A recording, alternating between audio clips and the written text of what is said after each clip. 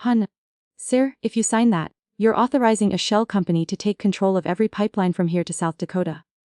No one in the room understood what just happened, not because the sentence was too complex, but because it came from someone no one even noticed. He stood quietly against the wall, dressed in a navy blue janitor's uniform, still holding his mop. His name was Calvin Reed, the man who had cleaned the 45th floor for the past 3 years. And not once had anyone bothered to ask, "Who are you?" But today, he wasn't here to clean the floor. He was here to warn the entire room about a multi-billion-dollar fraud. And within seconds of those words leaving his mouth, the room exploded, not with understanding, but with shock, confusion, and then fury. "Who do you think you are? You're just a janitor! Get him out of here!" A high-level board meeting, filled with custom-tailored suits and million-dollar decisions, was suddenly thrown into chaos. All because of a man they'd all overlooked. But what they didn't know was this Calvin wasn't just any janitor. He was once a national-level risk compliance analyst. And what he found, buried deep in a gotten printout left on a copier, might be enough to save the United States from the largest resource manipulation scheme in modern history. Can you imagine? A man who was treated like a shadow becomes the only one bold enough to speak the truth. And not just speak it, but drag an entire system, kicking and screaming, into the light. Stick around until the end, because this isn't just a story. It's a wake-up call. About justice, courage, and why sometimes silence is a. The man at the head of the conference table shot to his feet. His eyes, sharp and cold, sliced across the room like silent daggers. Kyle Graham, CEO of Westmont Energy, wasn't used to being interrupted, and especially not by a janitor. Security. Get him out. Now. But Calvin didn't move. He stood tall, hand resting calmly on the mop handle, like he had just said the simplest truth in the world. "I'm not here to cause trouble, sir," he said, his voice steady. But the clause on page 37, section C, states that operational control can be reassigned under emergency provision without review. That means whoever owns that shell company owns your future. For a brief moment, the room stopped breathing. Then, a sharp laugh broke the silence from the right side of the table. "Are we really letting the janitor interpret our contracts now?" The sarcasm belonged to Mitchell Banks, head of legal affairs. The same man who'd once bragged on live television. "Every single word in this deal has been vetted by the best legal team in the country." Calvin slowly turned toward him. His eyes locked on Mitchell's, unblinking. "I didn't read it because I wanted to," he said. "I read it because none of you did." From the far end of the table, partially obscured behind a projection screen, a young woman stood up slowly. "Wait." Her voice was clear. Certain. Her eyes lit up like she'd just recognized something she'd buried months ago. Her name was Lila Brooks, a junior legal assistant hired just a few months earlier. "Section C is dangerously vague," she said. "I flagged it once, but it was dismissed. I thought maybe I misunderstood. But now." She turned toward Calvin. "He said exactly what I was afraid to." Kyle Graham slammed his hand against the table. "Enough. This is a closed-door meeting. That man has no authority to be here." But Calvin cut him off. Calmly, but firmly. "Sir, I was once the head of risk compliance for Petrocorp's Midwest. I know exactly what clauses like this can do when pipelines fail, and everyone starts pointing fingers. I lost everything for speaking up the first time. I won't stay quiet again." Lila blinked surprised. You worked for Petrocorp's." Calvin gave a slight nod. 5 years, until I raised a red flag on a clause just like this one. They ignored it. 3 months later, we were in federal court. 2 people died, because no one could act fast enough, because no one had the authority to find. The room was still. Kyle Graham's anger had shifted into something else now. Something murkier. A mix of caution and fear. But still, his pride held him back. He looked Calvin dead in the eye. "Even if you're right, this isn't your place." Calvin took a deep breath. He looked around the room. At the suits, the titles, the polished shoes. At the same people who'd walked past him every morning, without a single glance. Then he said, simply, "Maybe not.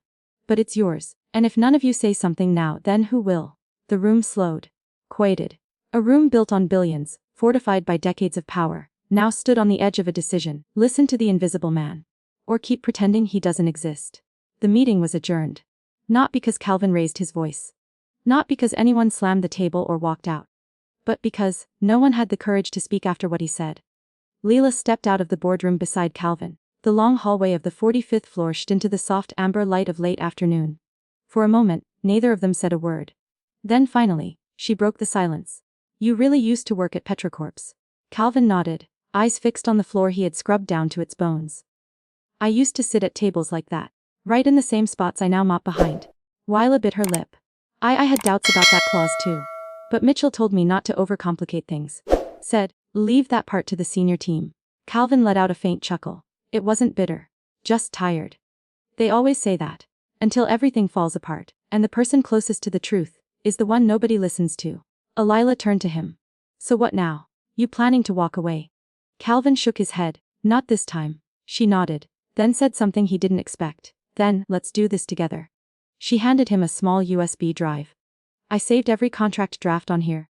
Even the first version, before legal revised it. Some of the clauses don't match the final copy. I'm not sure what it means, but I need you to take a look. Calvin took the drive, and in that moment, his eyes flickered with something rare. Hope.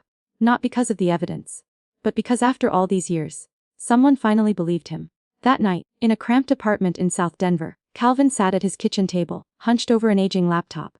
The USB drive glinted in his fingers, small and silent, but heavy as a grenade. He opened each draft, scrolled line by line through the clauses, and then, he stopped. Appendix C, Clause 12. In the original draft, it read, all control transfers must be reviewed and ratified by the board under full vote. But in the final version, that line was gone. Replaced with, control transfers may proceed under emergency alignment protocol, without requirement of full board consent. Calvin leaned back in his chair. They had changed it. Quietly. Intentionally. This wasn't a mistake. It was a plan. He exhaled slowly, then stood, walked to the kitchen drawer, and pulled out an old notebook. Its spine was torn. The cover faded. But inside, his handwriting was still clear petricorpse. The day everything collapsed. He set the USB down beside it, and started to write again. The first page read, Westmont. The day we spoke up. The next morning Calvin arrived earlier than usual. He walked down the familiar corridor of the maintenance level, still pushing his cleaning cart, but this time, his eyes no longer looked wary, they were alert, sharp, focused, because after last night, he knew, he was invisible no more. On his way in, he noticed something odd. The utility door, usually left open during early hours, was locked shut. A laminated notice was taped to the front, restricted access. System maintenance in progress. Calvin narrowed his eyes. System maintenance. On a Thursday, that never happened. It was an unspoken rule for the past 3 years. A familiar instinct stirred. Not fear but the survival reflex of someone who'd once been sacrificed to protect others. He didn't push forward. Didn't confront. Instead, he turned on his heel and took a different hallway, heading straight to the 38th floor. To Layla's office. The door was slightly ajar. Inside, Layla was packing up her things. She turned when she saw him. Calvin, she whispered, eyes flashing a quiet urgency. We're being watched. He didn't ask how. He didn't need to. This morning, she continued, my computer was reset, emails gone. And someone went through my desk. I know because I always leave my dark blue pen on the top right corner. Today, it was off. Way off. Calvin nodded. Maintenance wing is locked down. They're cleaning their tracks. Lila bit her lip. I think Mitchell found out we have the original contract draft. A pause stretched between them. Then he said, we need a copy off site. Now. Lila nodded. She reached into her bag, pulled out a fresh USB, and plugged it into her personal laptop. I'll transfer everything here, encrypt it, and send it to Veronica. Calvin frowned. Veronica who? Investigative journalist. She covered the Montana pipeline blowout. One of the few who actually believes in what she writes. Can she be trusted? Lila looked at him, gaze steady. She was threatened with a lawsuit by this very company. And still didn't take the article down. If anyone has the guts to bring this to light, it's her. Calvin paused a beat, then nodded. Okay. But once you send it we go dark. Where to? Somewhere with no cameras, no names, off the grid, for now. Lila gave a small chuckle. First time in my life I feel like the villain in a spy movie. Calvin smirked. No kid. Villains never carry the truth. She hit send. The file was encrypted and routed through 3 layers of protection. One copy to Veronica. One backed up in a secure cloud with a password only they knew. One, printed on paper. Calvin folded the documents and tucked them into the inner pocket of his worn-out coat. Outside, the rain had begun to fall. Let's move, he said. No one was chasing them, not yet. But they both knew. The shadows had started to shift. That morning, while millions were sharing Veronica Clay's article, and praising the brave janitor, a black, unmarked car pulled up in front of Energy's main headquarters. 3 men stepped out. They didn't say a word. No introductions. No badges. But the way they walked straight into the elevator, the way security guards silently stepped aside, said more than enough. Behind the doors of the 45th floor boardroom, Kyle Graham sat still, arms crossed, face unreadable. On the table a printed copy of the article lay open. The bold headlines burned like fire. The clause that could sell America. former compliance officer turned janitor, Calvin Reed, uncovers a buried amendment that bypasses board consent. One of the three men sat across from Kyle and placed a thick file on the table. "You said this was under control," the man said, slowly. Kyle didn't answer right away, then he looked up, voice dry. "He's just one man. A failure looking for attention." The man tilted his head slightly. "The problem is now, everyone's listening." Meanwhile, in a run-down motel near the western hills of Denver, Calvin was checking the windows. Every one was sealed with black duct tape and cloth, except for a small slit just wide enough to let in light. Leela sat at the edge of the bed, eyes fixed on her phone. She was watching a live interview between Veronica Clay and a human rights attorney. That janitor didn't just uncover a contract flaw. The lawyer said on air, "I unintentionally exposed an entire web of interests, where financial firms manipulate national resources like they're items on a supermarket shelf." Lila turned to Calvin. "Do you think they're coming for us?" Calvin didn't respond immediately. He turned, sat across from her, his gaze still as steady as ever. "You know what's more dangerous than a direct threat?" he asked. Leela shook her head. "Silence," he said. "When the powerful say nothing, do nothing, react to nothing. That's when you know they're not preparing to respond. They're preparing to erase." Lila swallowed hard. "So what do we do next?" Calvin pulled out an old photocopy, an aged audit report from his time at Petrocorps. Each line of text, every number, every faded signature spoke of something buried long ago. "We thought this started at Westmont," he said, "but it didn't. This goes back further. Before you were even born, and the people truly behind this, they're still in the shadows." Lila furrowed her brows. "You mean someone higher up?" Calvin nodded. "Not just higher, systemic." "Ah ding," echoed from her phone. A message from an unknown number. "Be careful who you trust. One of you is already compromised." Her lips trembled as she read it. Calvin locked eyes with her. "We can't stay here." She nodded. They stood, packed what little they had. Outside the sun had risen high in the sky, but in their eyes, only shadows closing in. The next morning, Calvin and Leela left the motel right after receiving the anonymous message. They traveled by local bus, switching lines 3 times, then walked a long stretch through rows of bare trees on the outskirts of Boulder. Neither of them said much. Only the wind and their hurried footsteps filled the silence. Finally, they stopped in front of a small brick house, covered in patches of moss. The roof sagged to one side.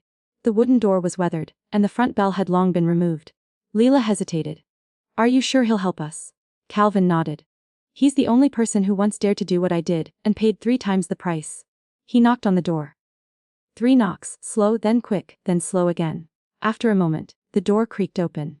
An older man with a slightly hunched back and unruly silver hair appeared. His eyes widened when he saw Calvin, then softened into a quiet smile. "Calvin Reed, I thought you disappeared." Calvin gave a small nod. "Almost did. But there are still things unfinished." The man opened the door wider. "My name's Harlan Duke," he said to Leela. "I used to be an investigative journalist, until they pulled my credentials for publishing a map that showed illegal pipeline routes on indigenous land." Leela shook his hand, her eyes lighting up. She'd heard about that story. How it got buried shockingly fast by mainstream media. The 3 of them sat in an old kitchen. Harlan poured them tea without asking many questions. Calvin laid out the printed drafts, the annotated notes Leela had preserved. Harlan studied them, squinting at the pages. "Mitchell Banks," he muttered, flipping through. "Who's to work at Coldstone Holdings? He's the same guy who rewrote a key contract in the 2012 pipeline deal. I could never find hard proof back then, but this." He paused, running a hand along the paper's edge, as if holding something fragile. "This could bring down the whole structure." Calvin spoke quietly, almost as if he didn't believe what he was saying himself. "We need to release it. Not just a story, the full documentation, public, impossible to take down." Harlan nodded. "I've got an underground network, people who've been silenced before, professors, lawyers, former congressmen, even engineers who used to work inside Westmont. They all have reasons to speak, they just need someone to lead." Leela looked up. "Are you sure they still have the courage?" Harlan gave a dry chuckle. "Courage? Maybe not, but silence has already cost them too much." He stood up and stepped into the next room. When he returned, he carried an old laptop in black duct tape.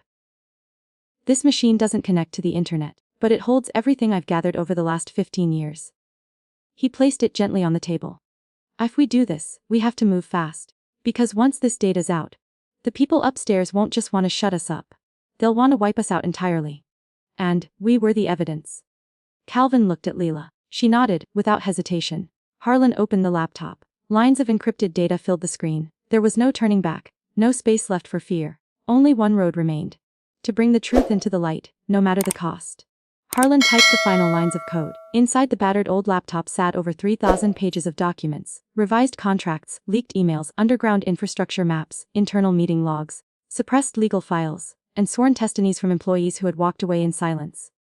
"We just need 3 minutes," he said, eyes locked on the screen. 3 minutes to send all this data to 17 secure endpoints. Journalists, activists, civil organizations. A simultaneous release. Every package encrypted. Scheduled for public drop in 6 hours. No one can stop it.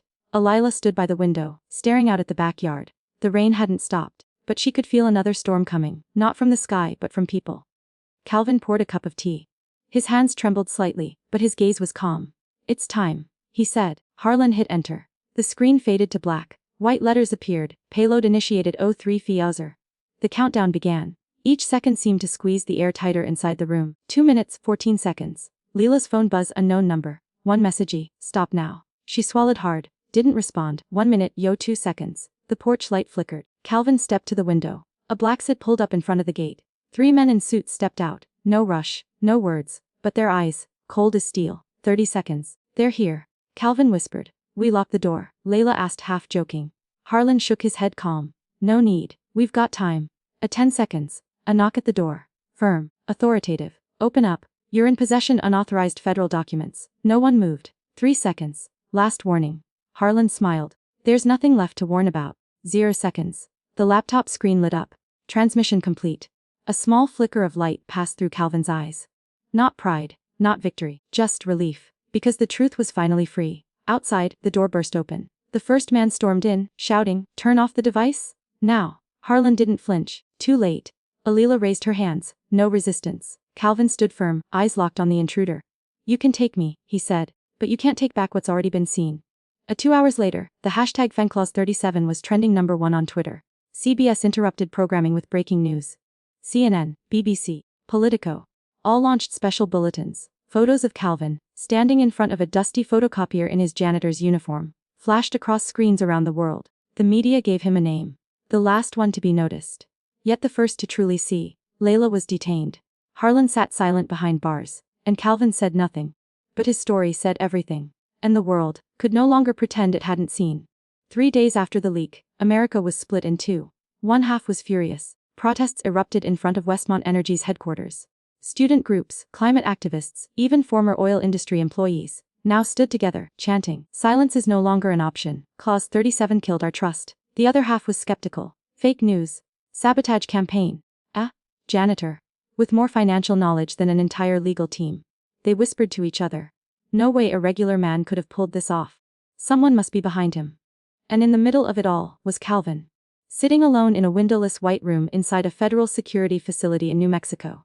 He wasn't tortured, he wasn't beaten, they simply made him feel like nothing. For 48 hours he was kept in isolation. No clock, no voice, no mirror, just cold fluorescent lights and the endless hum of a ceiling fan. Then one afternoon, the door opened. A man walked in. Gray suit. Round glasses. More legal consultant than interrogator. He pulled up a chair across from Calvin, placed a black leather file on the table, and opened it. Mr. Calvin Reed. Born November 25, 1968. Former Regional Risk Officer, Midwest Division, Petrocorps. Terminated in 2011. Since then no records, no activity. Until last month. And Calvin said nothing. The man continued. "You understand the scale of damage this leak could cause, not just to Westmont, but to the financial markets, to trust in the system, and potentially to the national economy." Calvin smirked. "If an economy needs lies to survive, maybe it deserves to collapse." The man studied him. Then slid a sheet of paper across the table. "We don't want to take this to court. No headlines. No spotlight. All you have to do is sign this, acknowledging the documents were altered and that you misunderstood the situation. Aid in return." Calvin asked. "You walk free. We'll give you a new home. A new identity. Go anywhere you like. No one will follow." Calvin stayed still. "And Leela? She'll be dealt with separately. Cooperate, and we'll go easy on her." He looked down at the paper. Bold black letters stared back. Voluntary statement of inaccuracy regarding all related documents. Calvin placed his hand on the table. Firm, but calm. "No." The man didn't flinch. He seemed prepared for it.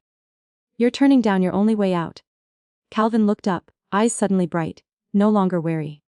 "This isn't the first time I've lost everything, but this time I'm not losing my honor." A long silence. The man slowly closed the file.